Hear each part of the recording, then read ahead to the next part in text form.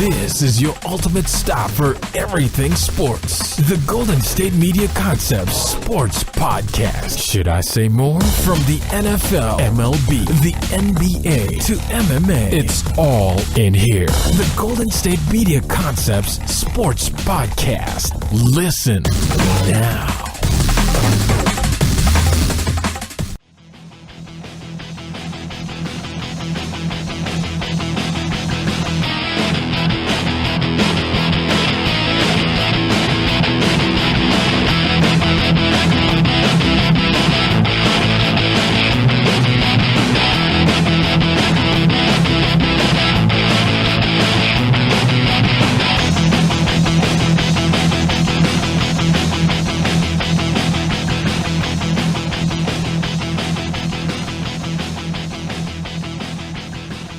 Welcome, everyone, to the GSMC Sports Podcast, brought to you by the GSMC Podcast Network. I am your host, as always, Jeff Malinoff, and with me is my co-host, Mark Souza.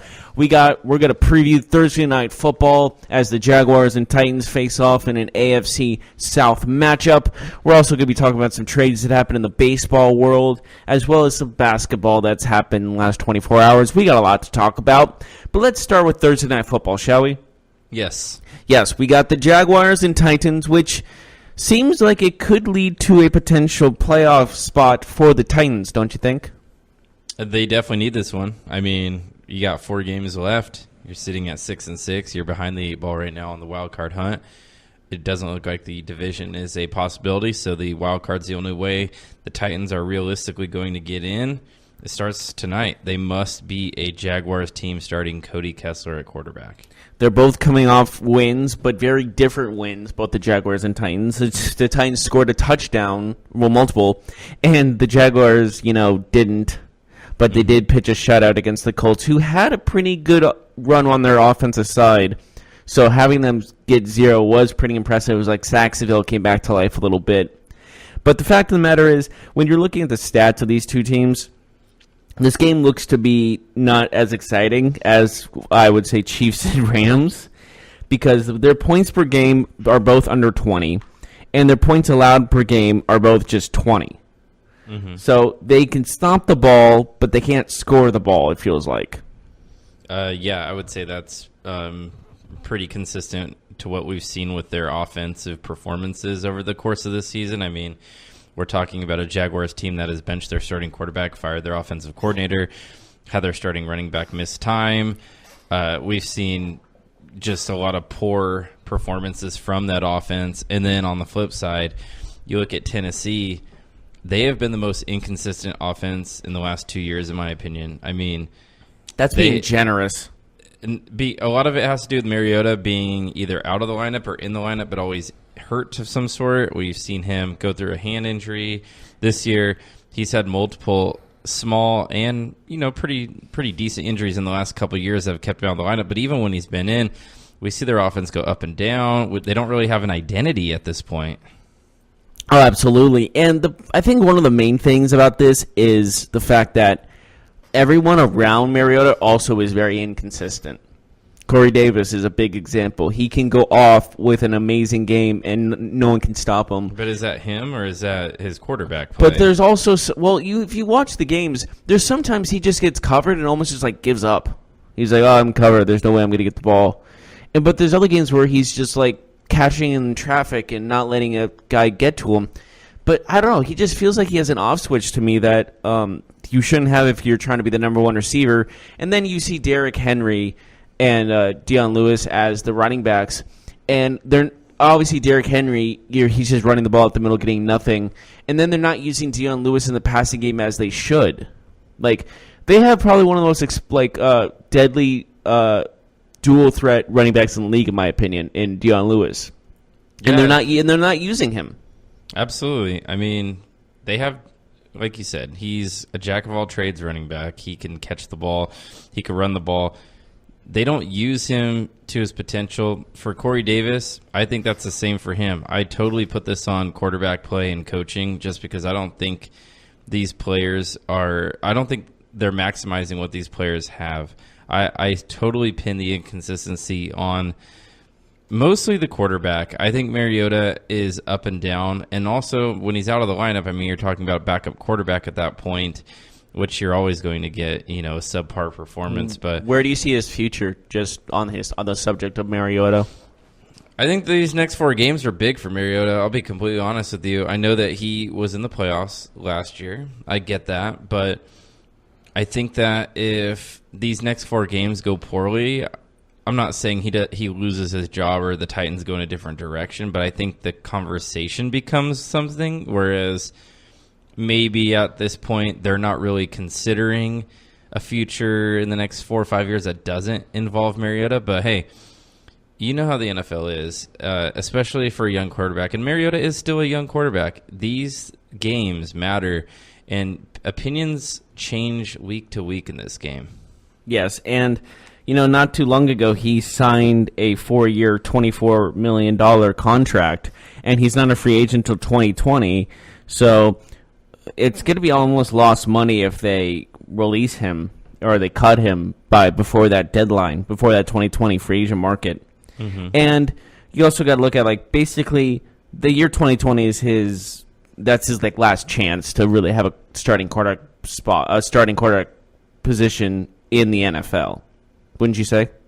Yeah. I mean, as we see, when you're a young quarterback, that first contract, right, when you first get drafted, I mean, that's where your career will go, depending on how good you are at the end of that contract. Either someone's going to pay you to be their franchise quarterback, or you're going to be paid as a backup quarterback, maybe come into camp, we'll give you a chance to win the job type of contract. So, yeah, these next few games are big for Mariota. I mean, obviously next season is important too, but I think I'm not sure if fans really understand or really have thought about Mariota maybe not being the best quarterback for the Titans long term, but it's definitely a conversation to be had.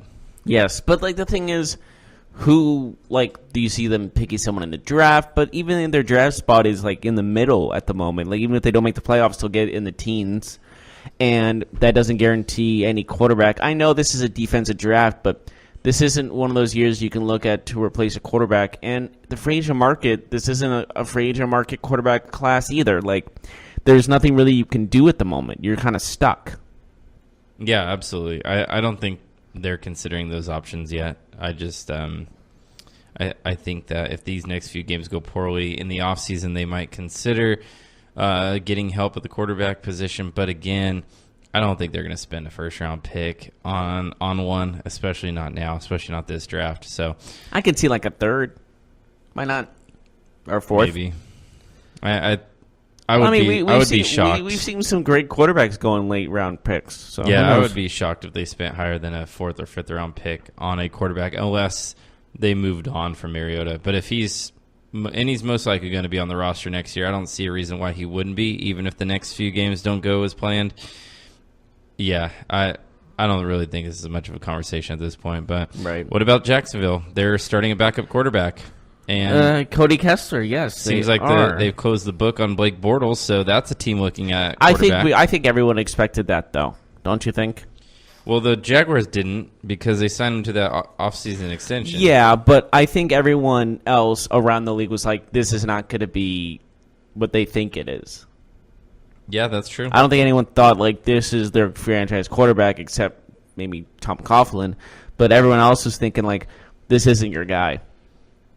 Yeah, well, he's definitely not their guy anymore, as they're starting Cody Kessler again. I mean, you mentioned it. They win 6-0 last game. And him coming out of college at a UCF, did you see potential in him? Or what do you think it was this is kind of premature hype?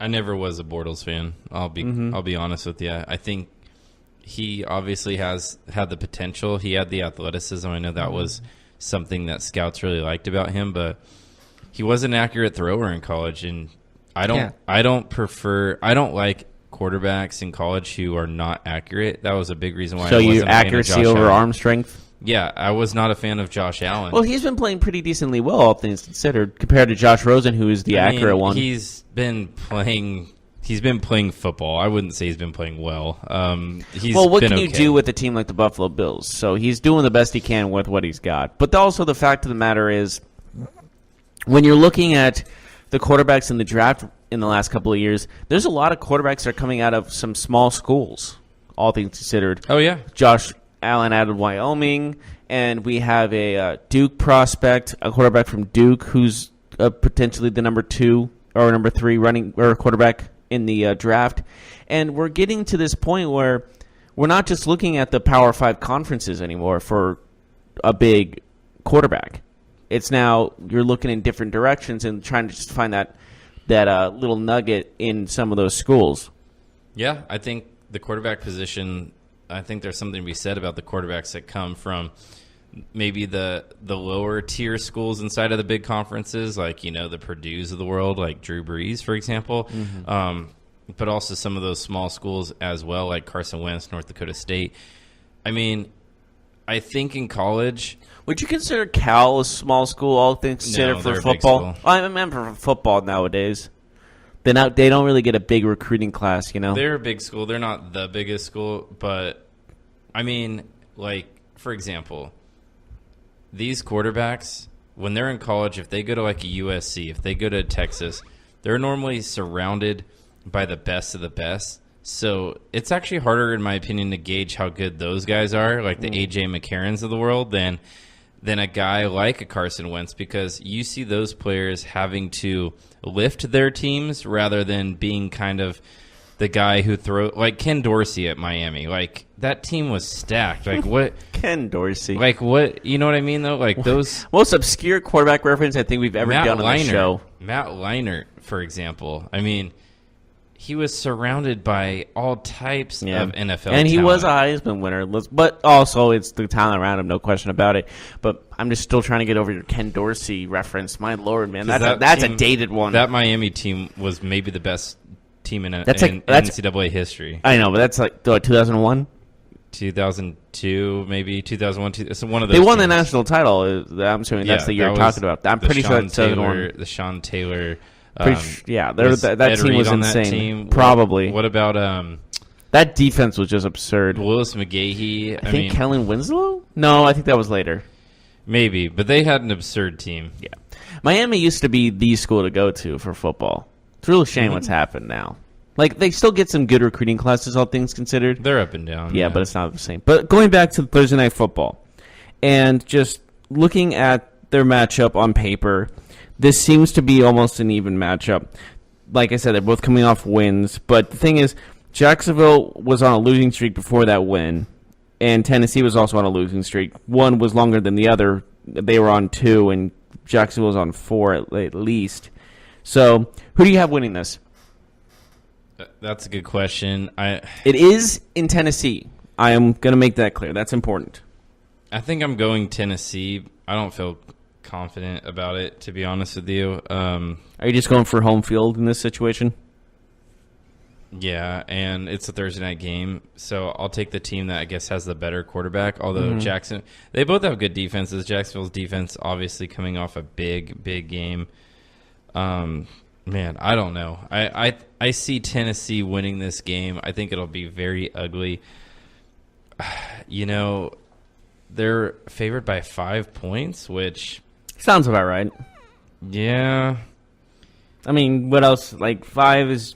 It's not more than 7. The over-under is 37 in this game, which is incredibly low. So that tells you what Vegas thinks about how exciting this game will be. Well, like we said, they're both averaging less than 20 points a game, respectively. Like, the actual numbers are...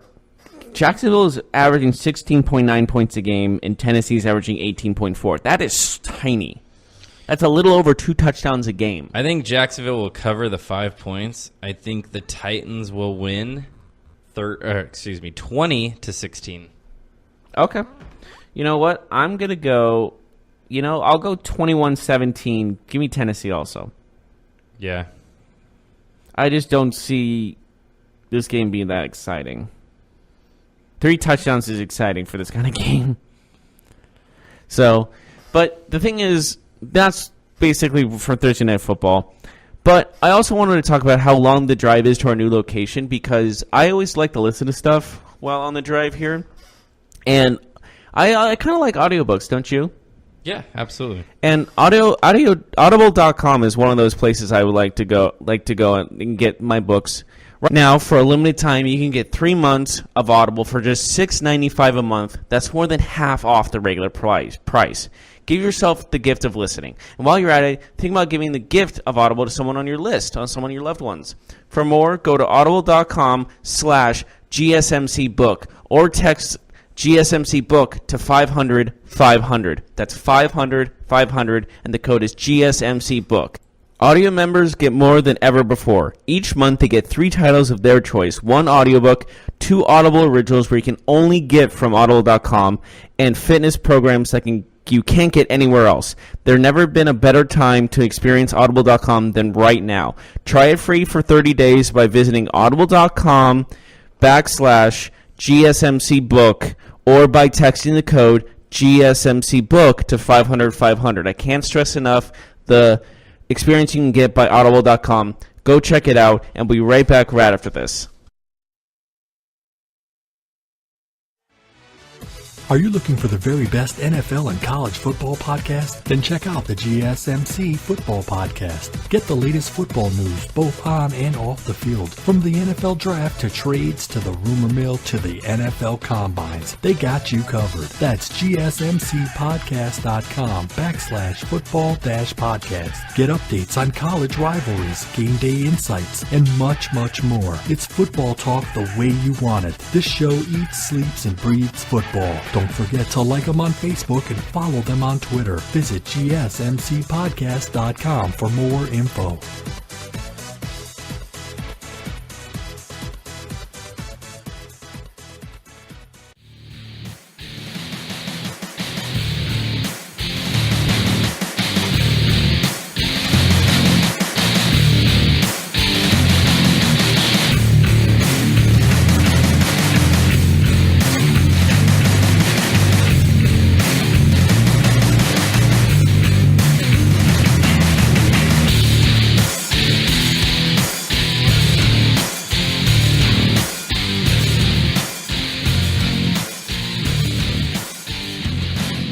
Welcome back to the GSMC Sports Podcast. We just finished talking about Thursday Night Football matchup between the Jaguars and Titans. That's happening tonight at Nissan Stadium in Tennessee.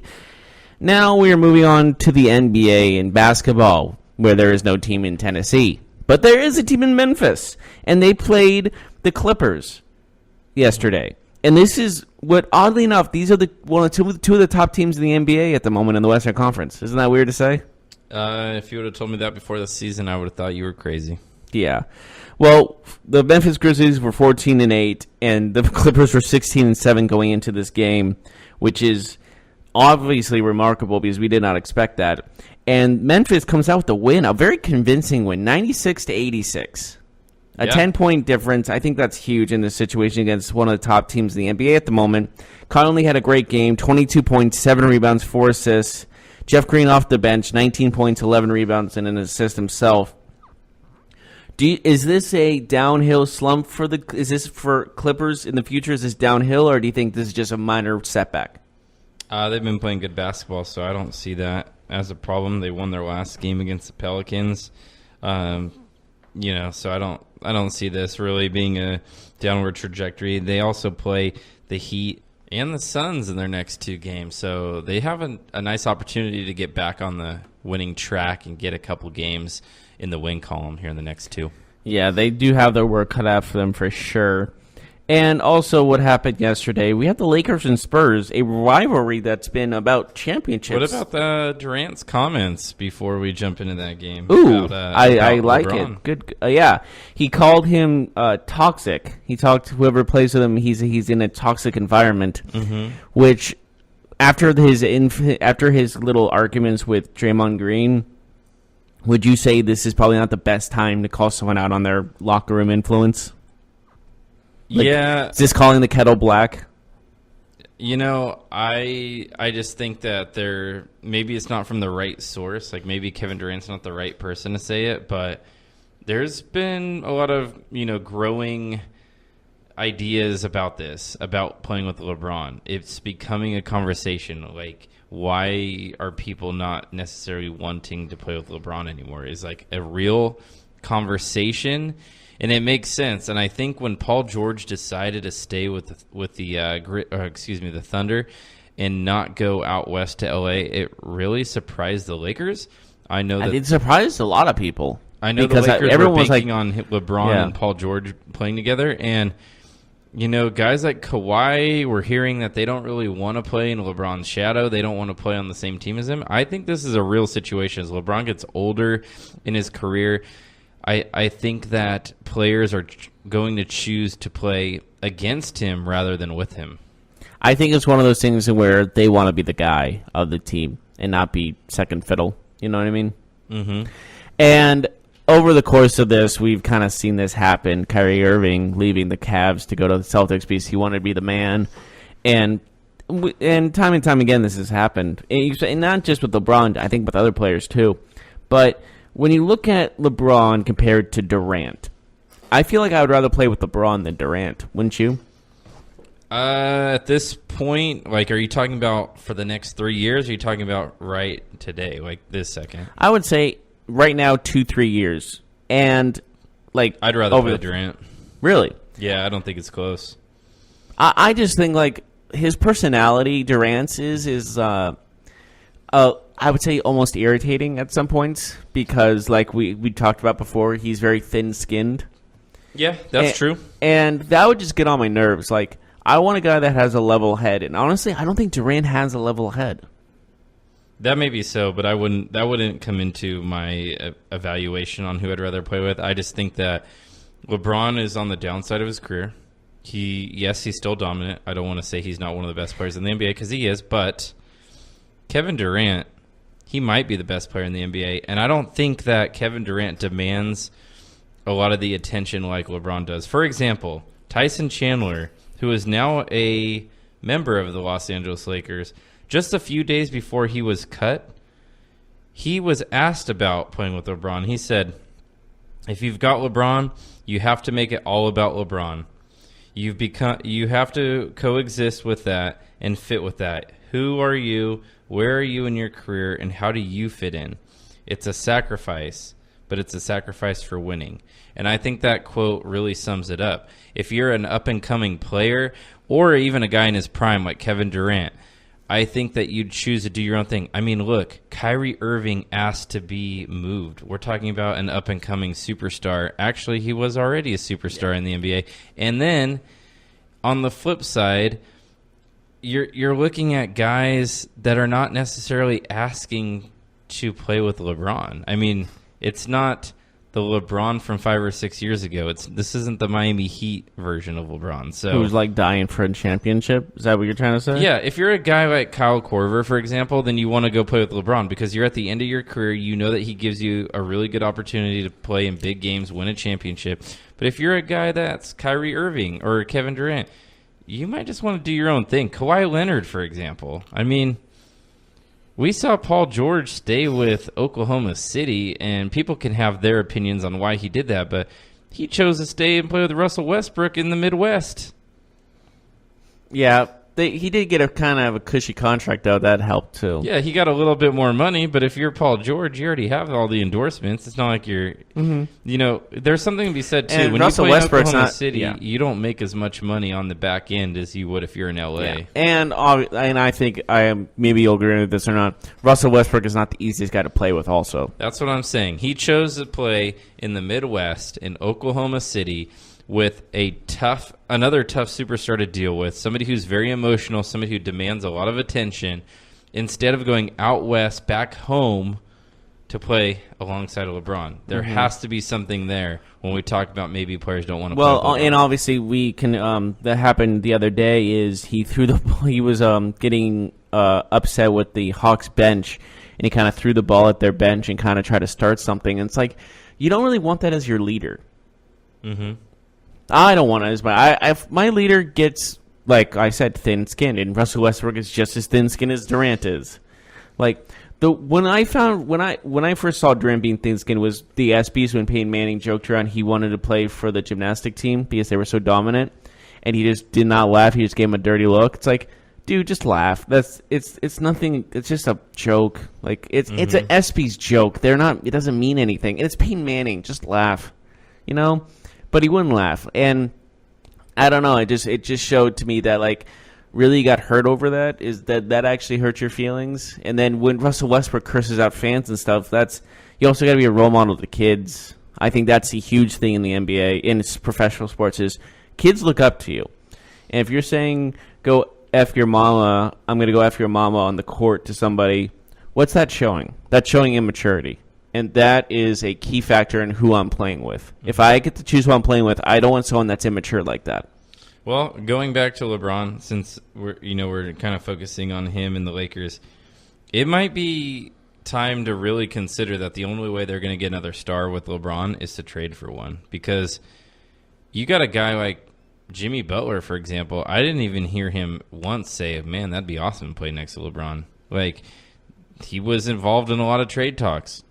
And I think that the fact is that he didn't really talk to the media, though, all that. Like, he was saying, I want to be traded and all that good stuff.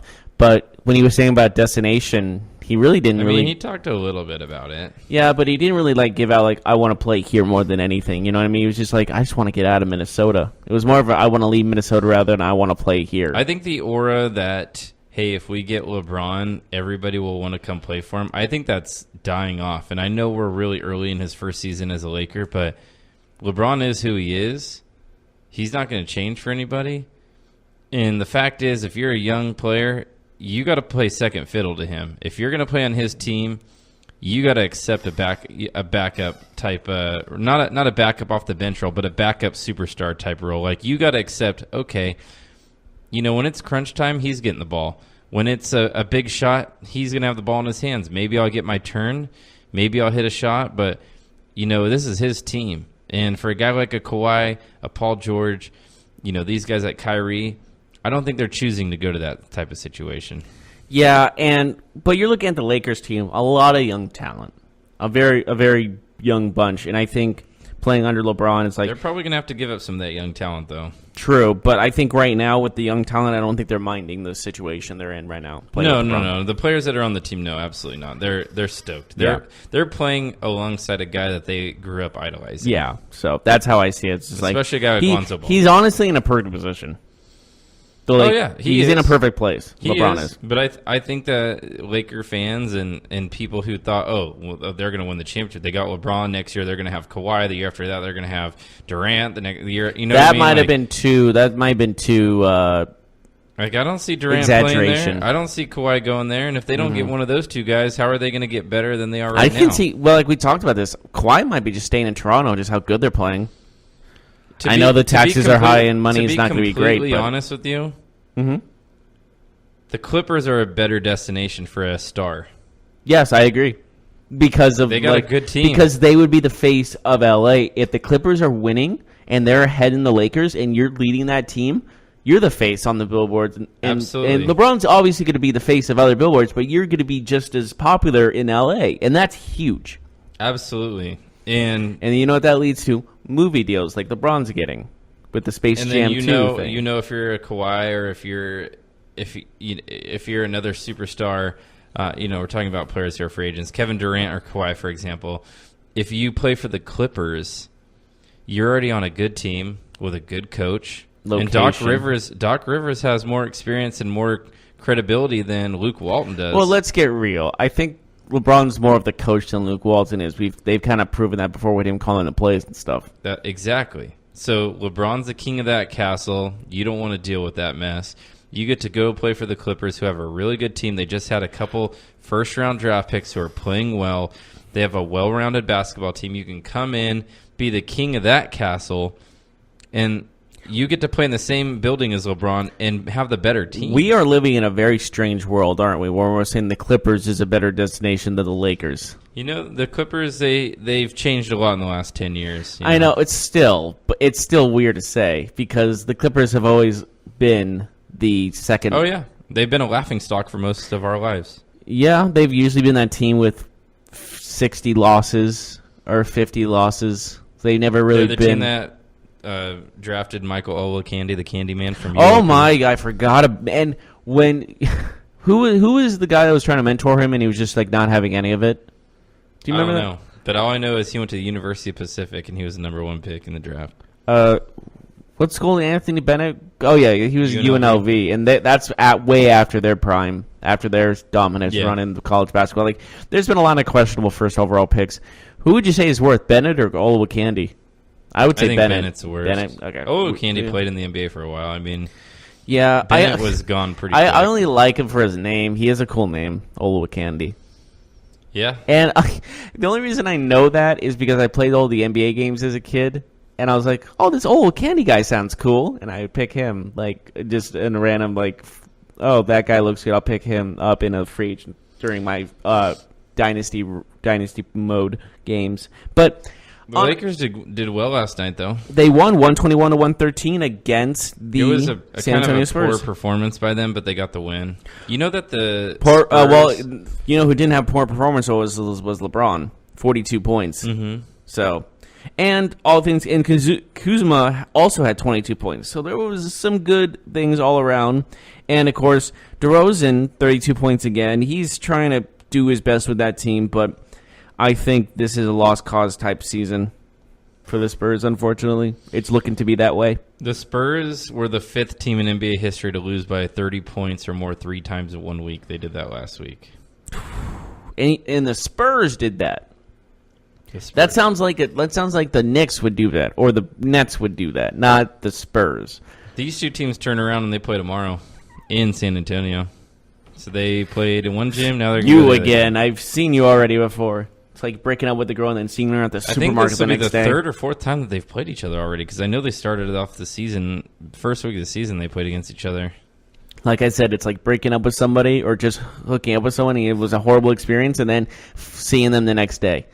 Oh, awkwardly walking into them? Yeah, it's like at the supermarket or something. Like, hi, how's it going? I think the marquee game last night was the 76ers and the Raptors. That's what I was first game on TV, on national TV. The Raptors, they got that win. They look pretty good. Kawhi Leonard looks like MVP status still, in my mind.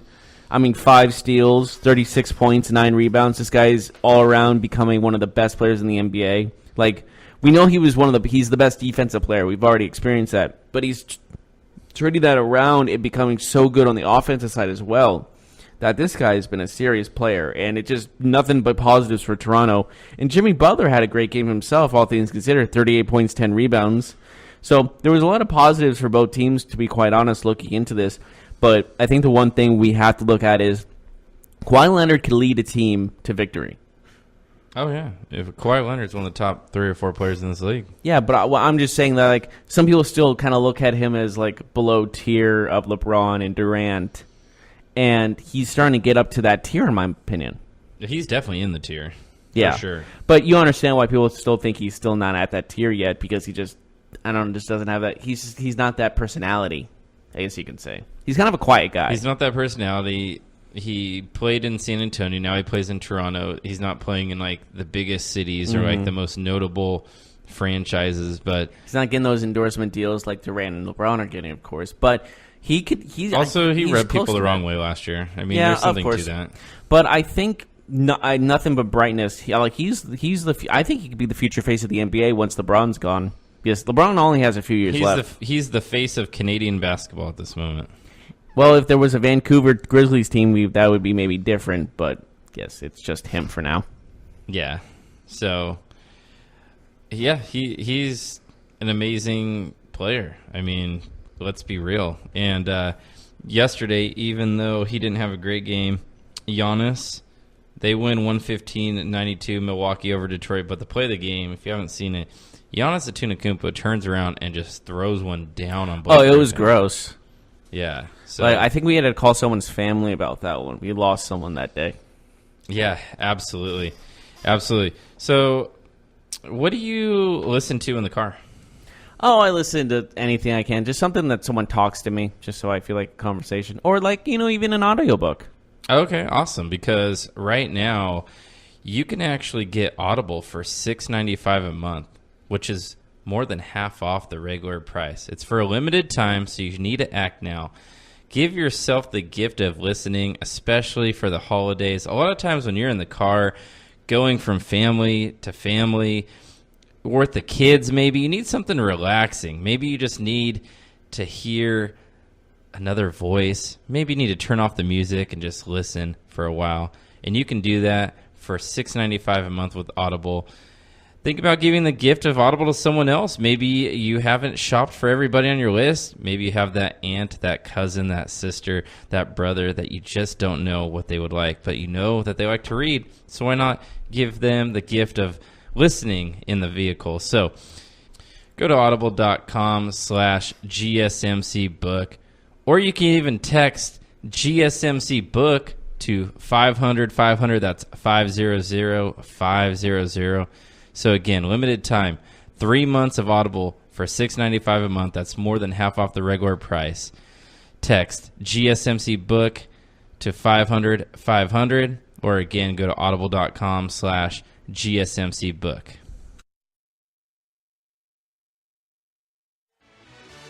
Check out the show that's built on the MMA. From the UFC to extreme cage fighting, they got the fights covered. Check out the GSMC MMA podcast. Get the latest news on past or upcoming fights. Join us as we talk to and about some of the biggest names in the MMA, past, present, and future. When it's the fight game, there's just one show to check out. GSMCpodcast.com/MMA-podcast. Don't forget to like them on Facebook and follow them on Twitter. Visit GSMCpodcast.com for more info.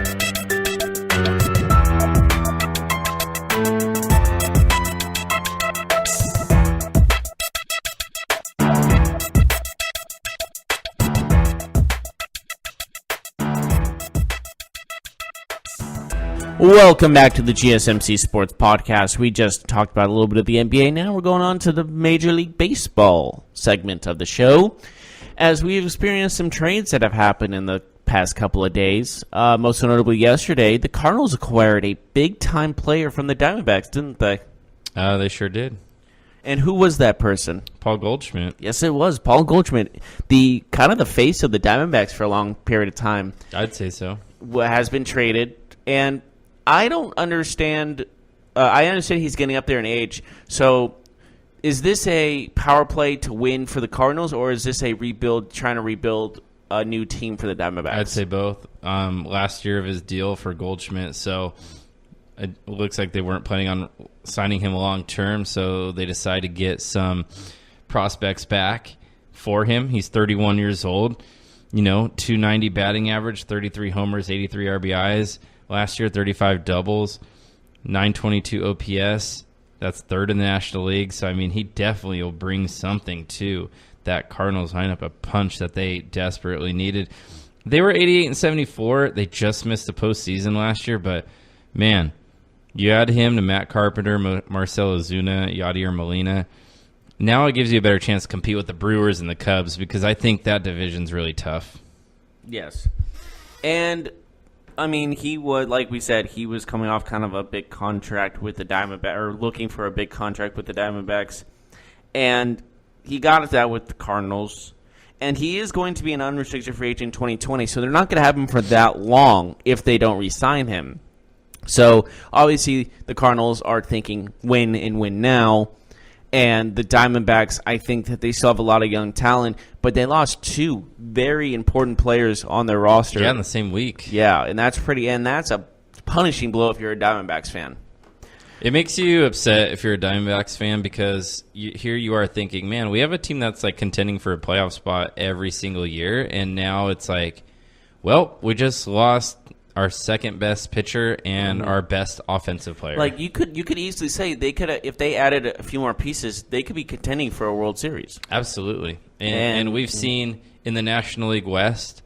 I mean, yeah, everybody's kind of chasing the Dodgers, but the the Diamondbacks are right there. The Dodgers didn't win the NL West by a landslide. No, they didn't. They had to scrap their way through it. Yeah. And as of right now, the Padres and the Giants have been down for a couple of years. It's really been the Rockies, the Diamondbacks, kind of scratching and clawing to get at the Dodgers. And then you have to be real. I think the Diamondbacks were the closest one of the two. Also, to catch. The Giants were in the gutter yet, but the thing is they have so much money for a free agent market, and with their new general manager or the new president of operations, I guess you can say, they are looking on the up and up as well. If they make some noise in free agent market, they're looking to make signed some, anyone yet. Yeah, But. well, I mean, they're looking to. As in, they have the key and pieces to sign some big guys, is what I'm saying. Mm-hmm. But the fact is, yes, you're right. The Diamondbacks were probably the closer one. I feel like they were closer than Colorado at overtaking the NL West over the Dodgers. Yeah, I mean, And, that punch of all Greinke three Corbin was of nice. those teams made the playoffs.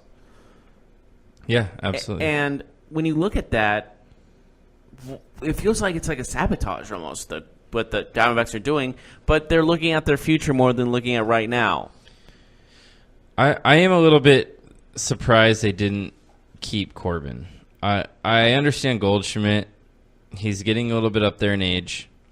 Now, he's still a very productive player. Doesn't mean that he's on the end of his career or anything like that. I could see him having 5-6 more dominant seasons. I mean, we're talking about a guy who's not only dominant in hitting, but he's a Gold Glove winner. I mean, he has a full, career of great performance. I mean, offensively, defensively. He but doesn't have that much in the tank, is that what you're saying? No, he has definitely- too many miles. He still does. I'm just more surprised they didn't keep Corbin because he's a younger pitcher. He's a lefty.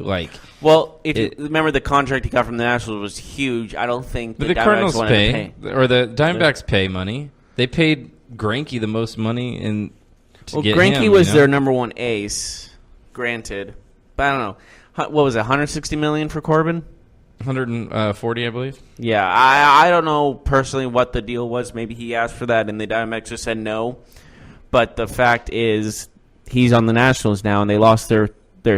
You can call him a second ace, couldn't you? Yeah, I mean, Corbin was phenomenal this last year. And it's just really disappointing to see this Diamondbacks team almost look like they hit the self-destruct button a little bit. Or at least all of a sudden they're looking at being an under 500 team, which is disappointing. Disappointing. Because it doesn't feel like it was only 4 years into their existence or something of that nature where they won the World Series against New York Yankees in 2001. They were the shortest expansion team to win a World Series. Yeah. And then since then, they have just declined and declined. And this is one of the times there's you can see an up and up happening. But now I feel like they're on a decline again. What they need to do is they need to get rid of those uniforms. They need to start from. Do you from not scratch. you don't like them? No, the Arizona Cardinals uniforms, all of them. I know they have a couple alternates. They look like Arizona Cardinals. The Arizona Diamondbacks. Gotcha.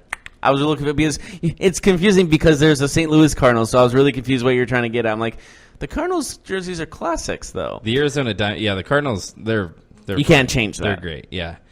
The Diamondbacks uniforms, though, they seem to change from year to year, but I kind of like the little blue they put in there, though. Yeah, but this current group of uniforms that they have remind me of. It looks like there's digital design on it, doesn't it? A little bit. They remind me of men's softball tournaments, guys that are in their 30s and 40s going to Vegas for the weekend, and oh yeah, me and the boys gonna go get another trophy. They look like those types of Did you like the purple ones? I love the purple ones personally. I think their old school uniforms are a lot better than this current iteration of uniforms. That's my my take. Well, they have 100,000 alternates though. That's the thing. Yeah, they could do better. There's so much they could do. I don't like they're just called the D-backs now. I prefer them just to use the full name. You know what I mean? Because on the jerseys it just says D-backs. It's just that's not. It makes you want to say something else. Is that what you're No, I actually was thinking that. I'm just saying that you don't need to shorten it. Like a similar name but more derogatory. Yes, you can easily say that. And the jerseys, they we said, have so many different alternates. They have their red ones, then they have their blue ones, then they have their neon blue ones, then they have their red ones with the little blue designs on the back. and then there's so much going on with their jerseys. They honestly don't know what to go with, it feels like. Yeah, no, I agree.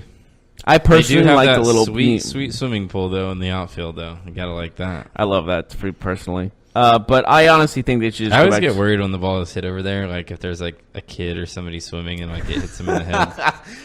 Mommy, you gotta pay attention when you're swimming. Well, then swim with the glove, kid. I mean, swimming requires some attention, especially if you're like with other children and everybody's, how kids are around a swimming pool. And honestly, I think they should just bring back the old Diamondbacks uniforms and be done with it, because that's just, I love like pinstripe. Pinstripe is just always a baseball thing to me. So, anyways, I think the Cardinals win this trade. I think they get Goldschmidt, and from what I've read, from what I've seen from other outlets, is that the haul that they got back isn't necessarily over the top. Like they didn't get a whole lot in return. They got a couple decent looking pitchers, some guys that maybe have not lived up to expectations. So you never know what you're going to get in this kind of trade. Mm-hmm. But, the Cardinals are still a favorite to get Harper. They're still considered one of the top 2 or top 3 teams to land Harper. They could get Harper and Goldschmidt this offseason. That would be insane. It would be very insane. They are still in on him. Well, there were other trades that happened we need to talk about before we go to break. Robinson Cano had signed a big contract with the Mariners in 2014, and not even half the contract in, he's on a new team now. He's been traded to the New York Mets. It's the Mets. Got you there. It wasn't. He's not back with the Yankees. He's on the Mets now, back in the Bronx, but on the other side. As he is now a Met, they traded some prospects. Their top prospect, actually, the Mets did for him, as well as Diaz, a relatively decent closer. Do you think that it was wise to trade your top prospect for a guy who's basically at the last run of his career? Yeah, I don't know what the Mets are doing. I'll be quite honest with you. You're talking about bringing in one of the biggest contracts in baseball for a guy who's, 36 years old now, and just coming off an 80-game suspension. For what? What is the goal here? I'm not sure, because this is obviously a let's win now move, but is this a win now move? I don't know. You get Diaz also in the deal. Yeah, he's a decent pitcher. He could be a good pitcher, but is he worth it? And you're picking up that Cano's monster of a contract. Yeah. And again, we said this. He's at the end of his career, and he's coming off an 80-game suspension where he was busted for steroids. And it just feels like that this is honestly like them just trying to be relevant, doesn't it? Mm-hmm. And then there was rumors of them trading Thor, I guess I should say, them trading Thor. And now they're saying we're not trading Thor. So I don't know what to think of the Mets at the moment, but I don't see this trade benefiting them, but I do see it benefiting the Mariners because they just got a huge prospect. Yeah, absolutely. You get anyone's top prospect from any team, and it's a very and you trade a guy who's how old is he? 30-something? Who's this? Cano. He's 36. 36. You get a top prospect who has a bright future ahead of him for a 36-year-old. Yeah, you're taking that trade. Mm-hmm. I feel like the Mariners stole one with this. Yeah, I mean, there's been mixed reactions because, the Mariners gave up 2 All-Stars and Mets acquired 2 All-Stars. But, man, I mean, I think that's just a hefty price. And Jay Bruce is a good player, too, that the Mariners are getting back. Like, I don't know. I think long-term, I think in 5 or 6 years, we're going to look back and say, wow, the Mariners really won this trade. But, hey, who knows? Maybe this is the trade that will spark the Mets. The Mets have some pitching talent. They do need some offensive weapons. They need some hitters. But, yeah, at the same time, we'll see how this works. I'm not sure if it'll improve the team. Yeah. It's still like this is a to-be-determined outcome of how the trade works. We've seen stuff like this. Like, what are they thinking? And next thing you know, that the team that we thought lost the trade becomes a World Series champion, So who knows what's going to happen. We just got to wait and find out in this situation. But we're going to take a short break.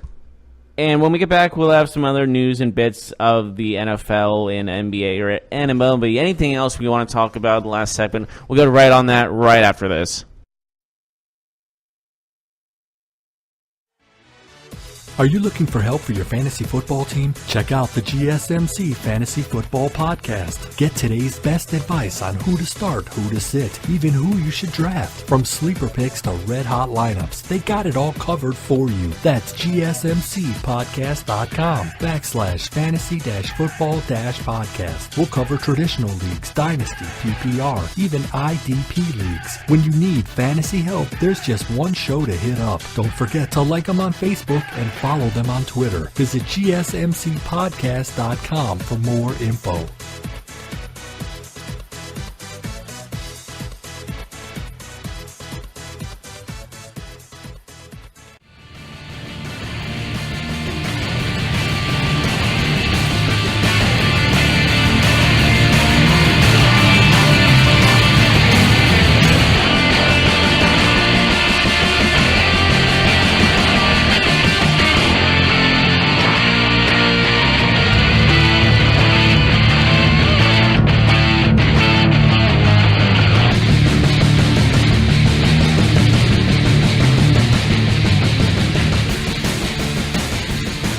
It's the final segment. Do-do-do-do.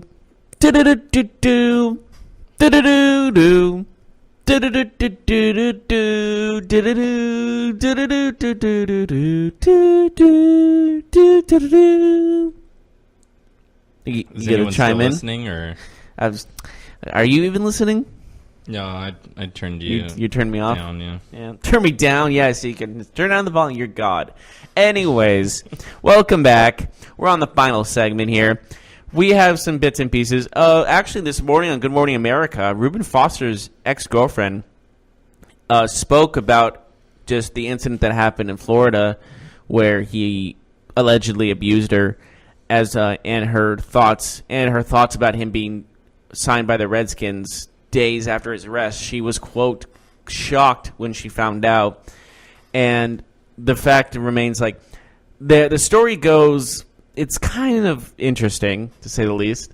She says that, like, he paid for her flight to come to Florida to talk about their relationship or something, but he was seeing somebody else already, and she was going to say, I'm going to call your girlfriend right now and see if she's okay with this. I don't understand why but she kind of threatened him, it feels like, a little bit. And then, supposedly, this is all alleged, people, he took the phone out of her hand and slapped her in the face and pushed her down, and she had pictures of the bruises as well that was on Good Morning America. But it's still a big question mark of what really went down and how this all transpired. What are your thoughts on this, Mark? Where do we begin? My thoughts on her, on Reuben Foster, on the Redskins. Just on like what her story says. Do you think it's true? Do you think? I feel like her and Reuben Foster are two people who have a very complicated relationship. Yeah, let's start off there. I think that there's definitely been some abuse in some regard here. I don't know if it's all been physical, verbal. I think it's gone both ways. I'd be, surprised if it was only one-sided, but it seems like this volatile relationship has spilled over a few times. Now, this particular incident, Reuben Foster getting arrested in the hotel, her saying that the 49ers try to, intervene and all that, and telling police that she had accused him of this before and then recanted and all that. I don't know what to make of it, honestly. A lot of me thinks that what she's saying is legit, but also she's speaking from somebody who may be, hurt physically, emotionally. So it's hard to kind of, get in there. I wasn't there. It's hard to determine what's fact and what's fiction. Her going on Good Morning America, I think, is a terrible look for the NFL. I think it's a terrible look for the Redskins.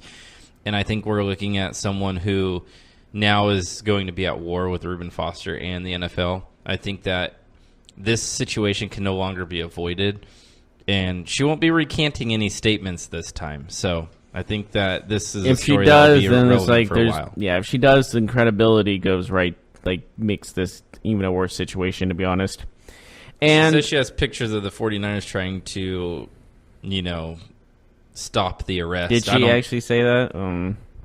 I don't know. This just to stop the arrest is a strong thing to accuse a team of, but I just think overall that I don't know. It's really hard to believe that what's the true story here, because both have even both sides of the story. I can't trust either side, to be completely honest with you, because she recanted her story before, and he has just been arrested multiple times in his past, and some had to be at least true, right? And it just feels like that this all seems to be very complicated, like you said, and it just puts a really black eye on the NFL mainly, honestly, in all things considered, because how many times have we seen this happen where a player gets arrested for domestic violence and his punishment, quote unquote, is being released and then signed to a contract the next day? Yeah, and it makes you wonder what the Redskins, what type of investigation they did, because it sounds like they did do their own fact-finding and research, and they were the only team to claim Reuben Foster. We know at least one other team, the Philadelphia Eagles. They inquired, and they ultimately said, no, we don't want to get involved in this. Well, the thing is, when the Redskins said we looked into this and we think there's a different story, they're obviously just trying to defend themselves for signing him so early, after this arrest. So I don't buy anything the Redskins say. I think we both agree on that. In terms of Reuben Foster, though, and his future in the NFL, I don't know how a team, Redskins or any other team, can trust his judgment this time. We're talking about a guy who's been accused of abuse a couple times now, and he's still hanging out with the same woman who, quote unquote, tried to ruin his career once. So feels like it's been more than once already. Yeah, but at least one big time incident that happened previously to this one. So this is now two. But yeah, anyways, why don't we move on? You see that the Packers, their new interim coach, Joe Philbin, he fired an assistant coach for saying things about Aaron Rodgers, I believe. It was about leadership. He just had some. Was it a power move, you think, more than anything? Yeah, the Packers are saying that it's not about that, but that it's more than just a tweet. There's more to this story than they're letting on, obviously. His name is Winston Moss, and he said, "Ponder this: what championship teams have are great leadership? Period. It's not the offensive guru trend. It's not the safe trend. Find somebody that is going to hold number 12 and everybody in this building to a Lombardi standard. Period. Hashtag losing sucks." So yeah, sounds critical of Aaron Rodgers amongst other. I don't think you're allowed to get fired for that kind of tweet, though. I feel like that's what's the word? There's a word for this. What is the word I'm looking for? It's called an unnecessary. It means a firing for unnecessary reasons without cause. Just an unjustifiable firing. Yes, firing without a cause. And maybe this is just a power move by the coach saying, this is my team now, even though it probably won't be by the end season. But I think that's just a little that's taking away free speech. He's not saying, Aaron Rodgers, he did something terrible. He's just saying his opinion about the guy. That's free speech, man. Yeah, free speech, but it's not defamation either. Yeah, you can be fired for that. I don't know. That's just my thing. I think and he was. I think it was just a power move. Yeah, I mean, absolutely. But at the same time, if you're an outside linebackers coach, I think you should be a little bit more careful about what you say, because your absolutely. I agree with that, quickly. But I think that it was a little quick on the trigger. That's all. Just talk to him in privately, then see. We're talking about outside linebackers, coach. There's no need to talk to him in private. Just get rid of him. Of course, that defense is anything but a defense. So did you see Gonzaga held on to the number 1 spot with that late win against Washington? I did see that very late win. Mm-hmm. And does this put a question mark on the team, or do you think it's just one of those games? I mean, it's a long season. It's basketball. You're going to play teams that, give you a good shot, and maybe some nights you don't have it. But Washington's a good team. They're 6-3. It's not like they lost to some weak team. But half a second left. Hachimura, that guy's gaining a lot of steam. He could be a pretty good NBA player. I'm excited about his future. But Gonzaga, they improved to 9-0. So maybe it'll be Gonzaga this year that goes undefeated and not Duke, since they've already lost. Nobody was talking about Gonzaga going undefeated before the season started. Yeah, but Gonzaga's always been one of those top 10 teams. And they're in a bad conference, so they could do it, They're not playing North Carolina and those schools like every week or every 2 weeks. So, yeah. Anyways, they're always going to be in the top 10 just because their schedule is usually the easiest. But they've been known for just beating the top teams also. So that's one of those things where it just they get the luck of the draw.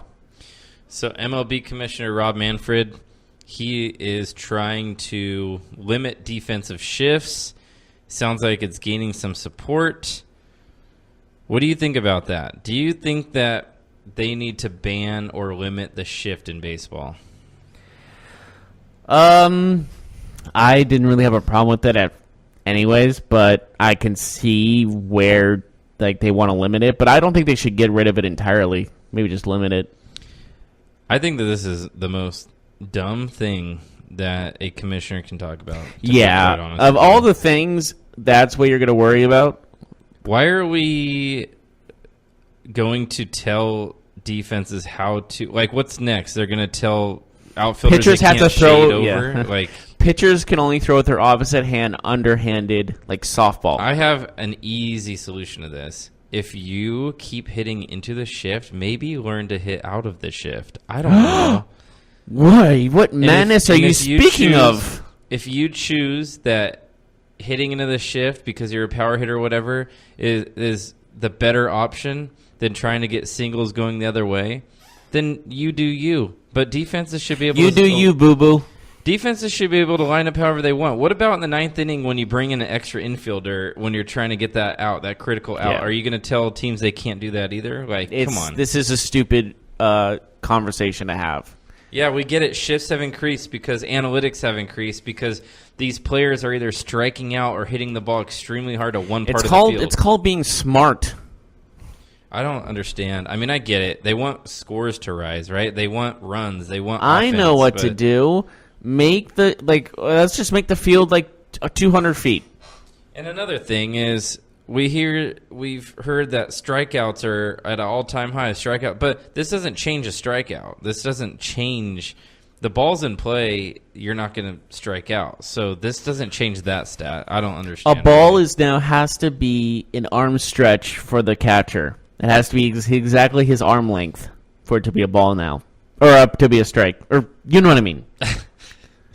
I know what you mean. Yeah.